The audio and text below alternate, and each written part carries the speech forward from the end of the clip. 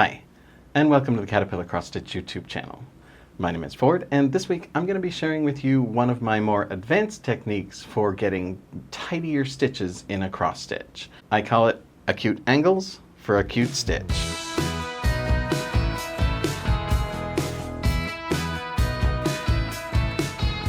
Now before I just jump right in, please make sure that you're subscribed to the channel, and if you've ever learned anything from one of my videos, give this one a like and leave me a comment down below. It makes a really big difference for me and it doesn't cost you anything, so I'd really appreciate it. Now a lot of the tutorials that I share on this channel are tips and tricks for how to get neater stitches, especially kind of the more advanced ones. So I've taught you about things like the Danish method, which is a system of stitching where you complete half of each stitch down a row and then you cross those stitches on the way back. I've also taught you my modified version of the Danish method that I use when stitching in vertical columns in order to get the tidiest stitches that look good with that, which is a particularly challenging scenario. And I taught you about a technique called railroading, which helps to keep the strands separated and is really easy to do. Once you get used to it, it doesn't even cost you any extra time. But a lot of the questions that I get asked in the comments of the videos are about how to handle kind of more complicated situations in stitching, when working diagonal lines, or when working checkerboard patterns, or when working viney, curvy lines. How do you decide what order to do stitches in, and what direction to cross them in order to get the tidiest ones? I kind of have a rule of thumb for myself that I use when making those kinds of decisions, and it served me pretty well, so I thought I would share it with you today. The very short version of that rule that I made for myself is that I want the return stitch, the stitch that I make on the back of the project before I bring the floss back up to the surface, to be as often as possible at an acute angle to the facing stitch that I just made on the front. That way I can be sure that the tension that I then apply to that return stitch will pull my facing stitch out of the way of the hole in the fabric rather than into the path of the hole in the fabric. So for instance, if I'm working on this project right here in this little exposed area of the pattern, I'm working here, which is this spot right here on the project. And most of the time when you're working, for instance, rows of stitches like in Danish method, that's really easy because I do a stitch on the top that's at a 45-degree angle to the fabric, and then I come straight down, and that's a 45-degree angle. That's why Danish method stitches look so tidy compared to other stitches when you can't use the Danish method. It's because the facing stitch and the return stitch are always at a 45-degree angle to one another. So you don't have to worry about the floss kind of blocking the path of future stitches. But when it comes to doing a stitch that moves out of the row, like there's these two little kind of spurs right here, this stitch here and this stitch here, I can make decisions about the order that I do those in. So for instance, with this stitch that I just did here, moving across this row, I made one half stitch there, and I can move up a row by moving one hole to the left in the fabric. That gives me a 45-degree angle relative to the stitch that I just did.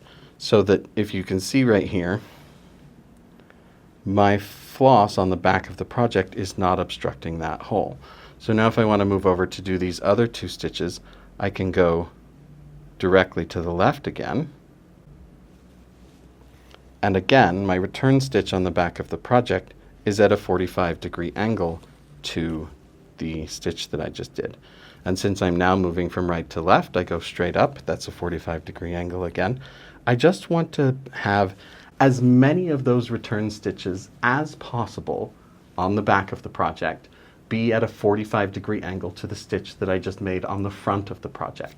Now there are always times when you're making decisions. You're making decisions about priorities.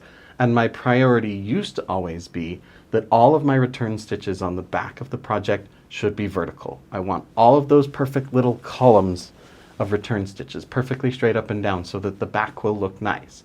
But that doesn't necessarily result in the best looking front. So for instance, you'll notice that the stitch that I just made here when I moved from this stitch over to this stitch, that was actually, for one thing, it was 2 stitches long across the back instead of only 1 when I could have made it only 1. And it was horizontal instead of the vertical that I always used to prioritize. having that return stitch be at an acute angle is a higher priority in my decision making than having that return stitch be vertical, or having that return stitch be only one square long. So this is also why, for instance, tent stitch results in really nice, tidy, and consistent stitches, is because you always have that acute angle. Make sure that you're signed up for the Caterpillar Cross Stitch Stitch Club newsletter so you don't miss out on any upcoming stitch-alongs, projects, retreats, that sort of thing. Plus, as soon as you sign up, you'll get a free ebook with 10 free PDF cross-stitch patterns in it worth £60 and our top 10 cross-stitching tips. So hit the link down there in the description or in the first pinned comment so that you don't miss out on any of that. So when I'm making decisions about the order in which I'm going to do stitches, I'm going to take that into account, that I want my stitches to be an acute angle. It's not always going to be possible, and you're going to have to make compromises sometimes. So for instance, having just done this stitch right here, if I want to go over here to cross that other little single spur stitch, that one's only going to be a 90-degree angle, which is still good. A 90-degree angle is still going to pull the floss out of the path of the project. I generally try to avoid, if I at all can, having a stitch that is any wider than a 90-degree angle, because that is going to pull the floss into the path of the next stitch. That's going to pull the floss into and obstructing the hole in the fabric. Does that make sense? It's kind of a different way of thinking about the order in which you'll do your stitches and what is the ideal order and position to do the stitches in. So I'm usually thinking a couple stitches ahead in order to make sure that as many of my stitches as possible have an acute angle return stitch. Hey, you want to try something new? Check out Caterpillar Crochet. It's the same amazing supportive community that you've come to know and love, plus beginner-friendly kits to help you get started in crochet. Come and join us on Facebook or on Instagram to get started. So it's not a hard and fast rule, and there are always circumstances where it doesn't make sense, or where in order to get one more I would have to go back 4 or 5 stitches, and I don't do that. It's just a little thing that I think about when I'm deciding what order I'm going to do my stitches that helps me make decisions and get just a little tiny fraction neater every time, and a little bit easier to undo if I make a mistake later, because when your floss crosses the hole on the back of the fabric and then you have to stitch through that hole later, your later stitches are going to pierce that thread much of the time, and you now can't pull that stitch back out. You have to cut it to get it back out, and or it's really going to fray up your floss really badly to undo those stitches. So using this method and making sure that my return stitches on the back of the fabric are not obstructing the holes in the fabric allows me to more easily and tidily undo mistakes later. So that's another advantage of paying attention to where those return stitches are on the back of the project.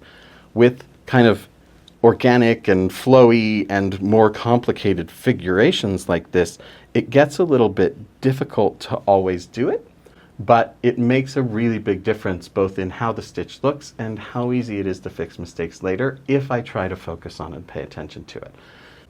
Take just a second right now, make sure you're following the Caterpillar Cross Stitch social media accounts. There's a Facebook group and an Instagram with tens of thousands of followers with cumulative hundreds of thousands of years of experience. And if you're not a part of that, you're really missing out. So go and check them out.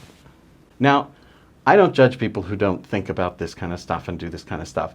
For me, a big part of the fun of cross-stitching is just trying to make every project as pin perfect as possible. I really like tidy stitches.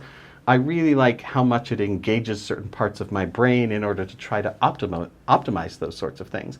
But for a lot of people, they just enjoy the process of stitching, or they enjoy the end result and they don't look that closely at it and they don't care, and I do not judge that. I also don't judge people who have messy backs of their project. If the back of your project is messy, it means that you enjoyed stitching it. It means that it was fun for you and that you didn't worry too much about what other people were going to think of the back. So these kinds of things that I do, I know there are other people like me, but I definitely don't think this is the right way to stitch. This is just a way that I really enjoy how to stitch. And I do get a lot of questions from people about what order to do things in and how to manage thread paths in order to be optimal. And this is just one of those little rules that I can share with people that can help them make those kinds of decisions if they want to get good tidy stitches. But that is all I have for you today. I do want to thank you so much for watching. Don't forget to like the video and subscribe to the channel. For Caterpillar Cross Stitch, my name is Ford, and I will see you next week.